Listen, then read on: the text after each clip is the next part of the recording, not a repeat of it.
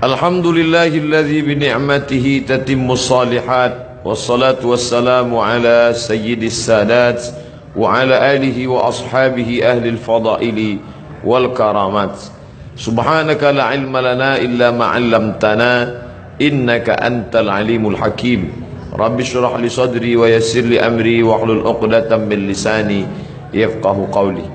Yang sama-sama kita hormati imam kita, kiai kita, khatib kita, tuan-tuan guru kita, hadirin hadirat yang dimuliakan Allah Subhanahu wa taala. Tak dapat saya sebut satu persatu, tapi semuanya yang berhadir ini insyaallah dimuliakan oleh Allah Subhanahu wa taala. Amin ya rabbal alamin. Nanti sampai masanya, kata Nabi sallallahu alaihi wasallam, sampai-sampai batu pun akan berkata, ya abdallah, wahai hamba Allah, hadzal yahudi, ini di belakangku khalfi ada seorang Yahudi, uqtulhu, bunuhlah dia. Satu saja yang tidak mau menunjukkan tempat Yahudi, yaitu syajaratul gharqad, pohon gharqad, bentuknya seperti pohon pinus. Alhamdulillah, ketika saya sampai di kota Rafah, ini Mesir, ini Palestina, lalu ada satu kota bernama Rafah dibagi dua, perjanjian damai antara Mesir dengan Israel, maka mereka ambil setengah dan diambil oleh Mesir setengah. Di tengah kota ini dibuat satu garis lurus perbatasan dengan tegangan listrik, tegangan tinggi, pagar kawat, sehingga antara orang Rafah yang ada di Mesir dengan yang ada di jajahan Israel putus kontak, hanya bisa berhubungan lewat alat komunikasi, padahal mereka punya kota yang indah sebelum penjajahan Israel tahun 1946. Dari sana kita lihat hijau. Ternyata yang hijau mereka tanam itu adalah syajaratul gharqad, pohon yang memang sudah disebutkan Nabi Muhammad sallallahu alaihi wasallam. Mereka mengatakan di bawah Masjidil Aqsa ini ada tempel, kuil King Solomon yang mereka agungkan, yang dalam Al-Quran kita menyebutnya Nabi Sulaiman alaihissalam mentauhidkan Allah subhanahu wa ta'ala, anak dari Nabi Daud alaihissalam juga mentauhidkan Allah, tapi mereka merusak ajaran ini dan mereka membawa ini sebagai slogan. Oleh sebab itu ada seorang berkeluarga negaraan Perancis bernama Roger Jaraudi masuk Islam, bersyahadat, dan dia menulis buku bahwa Israel membangun negara berdasarkan mitos. Maka pemerintah menangkap Roger Jaraudi, dipenjarakan, tapi dia puas karena dia sudah mengungkap bagaimana kebatilan Israel. Penjajahan terbesar di atas dunia hari ini dilakukan oleh Israel. Tembok terpanjang di dunia hari ini, tembok yang dibangun oleh Israel. Sebenarnya di balik ini semua adalah Allah mau memperlihatkan kepada kita mana yang berjuang menegakkan agama Allah, mana yang diam saja. Bagi Bapak Ibu warga Jakarta yang mampu untuk berjihad, tapi tentu bukan jihad fisik, karena Israel lebih kuat daripada kita. Saya tidak ingin selesai saya tausiah, khutbah tadi oleh kiai kita berapi-api, ditambah lagi ceramah Ustaz Somad, lalu selesai ini bapak-bapak mohon izin ke keluarga semuanya pergi ke Israel. Selesai ini besok kita baca koran, ada 3 warga Jakarta di Israel terbengkalai karena tidak dapat nasi uduk. Jihad yang kita lakukan bukan seperti itu. Apa yang bisa kita lakukan?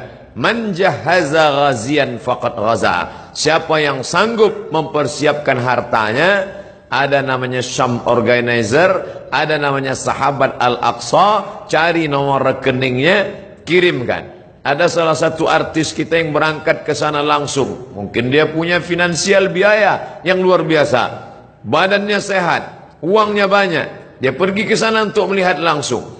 Ada pula saudara kawan kita yang dengan hartanya, tolonglah. Tapi andai tidak bisa, maka kiai kita melalui khutbah Jumat tadi mengajak kita berdoa. Allahumma ansur ikhwanana al-mujahidin al-mazlumina fi Palestin. Tolong saudara kami yang Allah yang teraniaya di Palestina. Orang-orang yang sekuler, liberal, iseng-iseng mulai mengetes ustadz.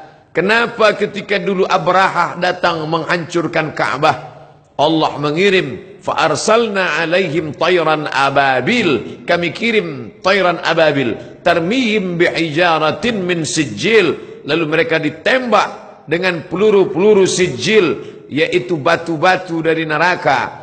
Faja'alahum ka'asfim ma'kul, lalu mereka seperti daun-daun yang dimakan ulat. Mengapa itu tidak terjadi sekarang Ustaz? Perlu kita cermati sejarahnya. Zaman itu tidak ada orang beriman. Abdul Muttalib seorang laki-laki yang soleh sendirian. Dialah yang memegang kunci Ka'bah. Abdul Muttalib punya anak Abdullah. Abdullah punya anak Muhammad sallallahu alaihi wasallam. Maka Abdul Muttalib datang membawa kunci Ka'bah. Dia serahkan kepada Allah. Di pintu itu dia berkata, "Inna lihadzal baiti rabban yahmih." Rumah Baitullah ini ada Rabb, pemilik, pencipta, pelindungnya. Aku tak sanggup menjaganya, ya Allah jagalah dia. Zaman itu tidak ada orang beriman, tapi hari ini 2 miliar orang beriman. Asia Tenggara saja lebih dari 1,5 miliar. Indonesia, Malaysia, Brunei Darussalam, Moro, Patani Thailand Selatan. Maka ini sudah cukup. Belum lagi dari daratan India, Pakistan, Bangladesh, Myanmar, lalu kemudian 22 negara Arab yang terpecah dari mulai Yaman sampai ke Maghribi Maroko di Afrika Utara. Umat Islam yang tersebar di Eropa, imigran dari Jerman yang sudah ada di Jerman, imigran dari Turki hampir lebih 2 juta orang. Umat Islam tersebar banyak. Ini adalah tantangan bagi umat Islam bagaimana menolong Masjidil Aqsa yang menjadi kiblat Nabi menghadap ke Masjidil Aqsa 18 bulan lamanya. 18 bulan 17 menghadap ke arah Masjidil Aqsa sampai akhirnya turun ayat fawalli wajhaka syatral Masjidil Haram, hadapkan wajahmu ke arah Masjidil Haram. Bapak Ibu yang dimuliakan Allah, hadirin hadirat yang mendengarkan langsung maupun tidak langsung tausiah singkat ini semua menjadi teguran bagi kita. Pulang dari sholat Jumat masih bisa makan kenyang dengan anak sambil tertendum tertawa. Betapa saudara kita di sana. Saya pernah satu asrama dengan orang Palestina. Saya tanya langsung, bagaimana keadaan keluargamu di sana? Apa kata dia? Satu asrama dengan saya ketika sama-sama kuliah, Abdul Somad. Seandainya mereka bunuh kami, sudah lama kami mati. Tapi mereka tidak ingin kami mati. Mereka datang ke rumah kami, mereka pecahkan tempat air. Mereka buat kami kehausan setengah mati. Mereka ambil dengan senjata laras panjangnya. Mereka pecahkan tempat-tempat minyak zaitun. Karena mereka tahu kami tak dapat hidup tanpa zaitun. Mereka hancurkan sawah. Mereka hancurkan sawah gandum, makanan pokok kami. Mereka ingin membuat kami setengah mati, tapi kami tak akan meninggalkan negeri ini sampai satu saja, ish kariman, hidup mulia, Palestina merdeka, au mut syahidan, atau mati sebagai orang yang syahid. Maka ada sesuatu yang mengerikan tapi sekaligus membanggakan. Pemerintah asing Amerika, Eropa mengadakan survei apa cita-cita anak Palestina. Di tempat kita cita-cita ingin menjadi dokter, cita-cita ingin menjadi advokat, cita-cita ingin menjadi pengusaha sukses.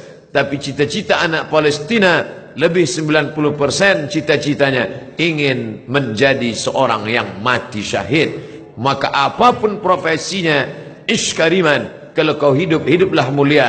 Au mut syahidan, kalau mati maka mati syahid. Maka pemerintah Mesir lewat masyarakat muslimnya membuat slogan mempertahankan makanan produk Islam, tidak membeli produk-produk dari Israel yang sekian persennya dibelikan untuk peluru membunuh saudara-saudara kita. Uangnya uang kita, kita yang memakai, dari deterjen sampai sikat gigi, sampai tekstil, sampai alas kaki. Produk Amerika dan Eropa bekerja sama dengan lembaga Israel untuk membantai saudara-saudara kita. Alhamdulillah, di negeri yang kita cintai, Republik Indonesia, kita digalakkan untuk memakai produk sendiri, negeri asli sendiri, tidak ada kaitan dengan impor dan Israel. Maka kembalilah kepada produk-produk kita, karena sedikit banyak kita sudah menyumbang membeli peluru untuk menyobek jantung saudara kita. Ini bukan masalah nasionalisme. Orang yang berkata tidak ada hubungan kita dengan Palestina, itu murni hubungan konflik antara Palestina dengan Israel, maka dia tidak mengerti ajaran Islam. Kita baca Al-Quran, Subhanalladzi asra bi'abdihi laylan minal masjidil haram ilal masjidil aqsa. Kalau orang mengatakan itu Palestina tidak ada hubungan agama, maka Masjidil Aqsa terletak di Palestina. Kita beriman kepada Isa alaihissalam bukan sebagai anak Tuhan, tapi sebagai Rasul utusan Allah. Isa lahir di Palestina, besar di Palestina, diangkat dari Palestina. Kita beriman kepada Musa alaihissalam, ditulis namanya dalam Al-Quran. Musa lahir di Mesir dan berhijrah ke Palestina. Namanya 4 kali kita sebut. Kama sallaita ala Ibrahim wa ala ali Ibrahim, kama barakta ala Ibrahim wa ala ali Ibrahim. Ibrahim lahir dan besar di Babilonia, Irak, tapi kemudian dia hijrah ke Palestina. Nabi Ishak di Palestina, Nabi Ismail di Palestina, hijrah ke Makkah Al-Mukarramah. Nabi Musa hijrah ke Palestina, Nabi Isa lahir besar di Palestina, dan Muhammad sallallahu alaihi wasallam Isra Mi'raj ke Palestina, barulah naik ke Sidratul Muntaha. Maka hubungan kita bukan sebagai hubungan kemanusiaan, tapi hubungan yang lebih kuat. Asyhadu an la ilaha illallah wa asyhadu anna Muhammadan Rasulullah. Andai kau bukan seorang muslim, andai tak percaya kepada Muhammad untuk menyaksikan kebiadaban Israel, cukuplah sebagai manusia, tak perlu menjadi seorang muslim untuk kasihan kepada Palestina. Tidak perlu menjadi seorang mukmin untuk peduli kepada Palestina. Cukup menjadi manusia yang berakal sehat, maka sudah cukup untuk membela Palestina sebagai manusia. Oleh sebab itu sekarang bergejolak orang-orang Eropa yang tidak bertuhan, ateis, tak percaya kepada Tuhan, tapi tetap membawa bendera Palestina. Maka aneh bin ajaib kalau ada orang Islam yang setiap hari berkata asyhadu an la ilaha illallah wa asyhadu anna Muhammadar Rasulullah, tapi tak tergerak hatinya melihat apa yang diderita oleh Palestina. Dulu kita tidak bisa melihatnya, tapi sekarang nyata. Twitter, BBM, WhatsApp, Instagram, sahabat-sahabat kita berkirim tentang video. Sampai hari ini saya tidak sampai hati untuk melihat penyiksaan tentara Israel terhadap anak-anak Palestina yang tak berdosa. 14 abad yang lalu Nabi kita berpesan, kalau kalian berperang, satajiduna rijalan fis sawami', kalau ketemu pendeta-pendeta di gereja, la ta'ridu lahum, jangan ganggu pendeta. La taqtulu sabiyan murdi'a, jangan bunuh anak kecil. Wala syaikhan faniya, jangan bunuh orang tua renta. La taqiranna syajaratan, jangan potong pokok kayu. Wala nakhlan, jangan potong pohon korma. La tahdimu buyutan, jangan hancurkan rumah. Sebelum kesepakatan Jenewa, aturan perang internasional, PBB, United Nations, Nabi 14 abad yang lalu sudah melarang jangan bunuh anak kecil, perempuan tua, renta, hamil, pendeta. Mereka bukan objek perang. Tapi Israel di tahun 2017, anak-anak tak berdosa, mereka pukul berdarah kepalanya. Tak sampai hati kita sampai hari ini melihat itu di video, di HP kita, dikirim sahabat kita lewat Instagram, mereka share lewat Facebook. Ada yang marah, berkecamuk dalam hatinya, tapi kita hanya memanjatkan doa. Ingat, ad-doa silahul mu'min. Anak-anak kita dudukkan sejenak, perhatikan. Mungkin kita perlihatkan di slide TV kita perlihatkan, oh anakku kau sekarang senang, bisa indah makan, jalan-jalan ke mall, bisa menikmati indahnya udara segar. Tapi coba kau lihat saudaramu di Palestina, cara mendidik anak-anak kita bukan sekedar bercerita, tapi melihat gambar yang bisa mencerita beribu kata. maka pikiran-pikiran negatifnya insya Allah akan hilang.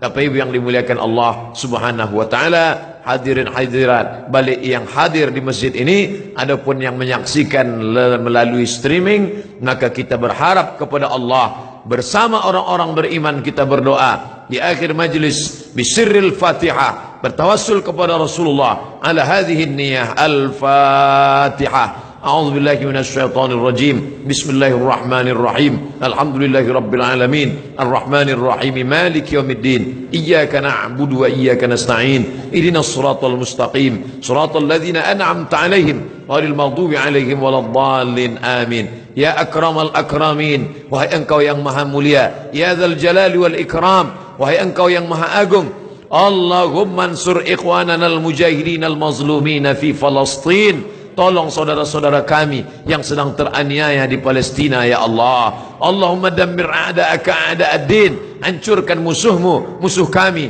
dan musuh agamamu ya Allah. Allahumma syattit syamlahum, hancurkan barisan mereka, wa farriq jam'ahum, cerai-beraikan barisan mereka, waj'alhum fi nu'urihim, dekatkan mereka kepada kematian mereka. Allahumma anzilir ru'ba fi qulubihim, tanamkan rasa takut, rasa cemas, rasa ngeri ke dalam hati mereka. Wa anzilil malaikatal muqarrabin al-mudabbarin, turunkan malaikat-malaikat yang kau atur, ma'ajundin min junudika ya arhamar rahimin, bersama tentara-tentaramu di hadapan pasukan musuhmu ya Allah. Allahumma sabbit qulubana, kokohkan hati kami ala dinik dalam agamamu, wa ala ta'atik dalam ketaatan kepadamu. Allahumma inna na'udzubika min ilmin la yanfa', jauhkan kami dari ilmu yang tak bermanfaat, wa min qalbin la yakhsha', dari hati yang tak khusyuk, wa min nafsin la tashba', dari nafsu yang tak pernah kenyang, wa min du'ain la yusma', dari doa yang tak dikabulkan. Allahumma ansur ikhwanana al-mujahidin fi kulli makan, tolong saudara kami yang teraniaya, yang berjuang, mereka dibakar, mereka dibunuh, mereka diusir, bukan karena harta, tapi karena lidah mereka berkata la ilaha illallah wa ashhadu anna muhammadan rasulullah. Allahumma ja'al abna'ana wa banatina min huffazil Quran, jadikan anak-anak kami para penghafal Quran. Waj'alhu lana imaman wa nuran wa hudan wa rahmah, jadikan Quran sebagai cahaya penerang saat gelap gulita, sebagai hidayah bagi kami ya Allah. Allahumma hadi qaumana fa innahum la ya'lamun, saudara-saudara kami, sahabat-sahabat kami yang belum peduli, beri mereka hidayah, mereka berbuat buruk karena mereka tidak tahu ya Allah. Rabbana atina fid dunya hasanah wa fil akhirati hasanah wa qina adzabannar. Wa sallallahu ala sayyidina wa maulana Muhammad wa ala alihi wa sahbihi wasallam walhamdulillahi rabbil alamin. Terima kasih perhatian Bapak Ibu hadirin hadirat. Aqulu qawli hadza astaghfirullah li wa lakum. Mohon maaf atas segala kekhilafan. Wassalamualaikum warahmatullahi wabarakatuh.